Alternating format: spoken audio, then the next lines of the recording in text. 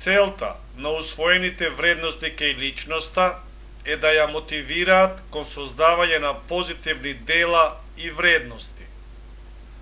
Човековата личност представува сложен комплекс од најразлични принципи, норми и ставови што ги потекнуваат и насочуваат човековите стремежи, мисли и активности.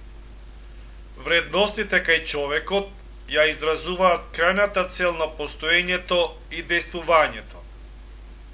Изборот на вредностите што ги прави индивидуата ги условува формирањето, принципите, активностите и нормите за нејзиното постапување. Нормите на човековото постапување представуваат директен опис на она што е вредно и што треба да се прави, тоест тие се барања за действување на човекот во одредени ситуации. Действувањето на човекот представува конкретна човечка постапка иницирана од порано прифатени норми и дефинирани вредности. Нормите на човековото постапување се делат на правни норми и морални норми.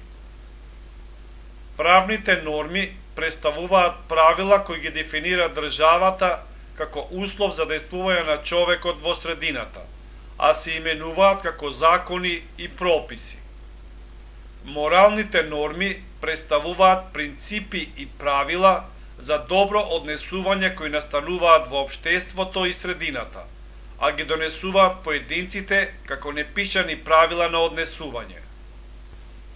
Вредностите, нормите и действувањето во било која сфера на човековата активност не се дадени поединечно, туку функционираат како целина, надополнувајќи се едни со други.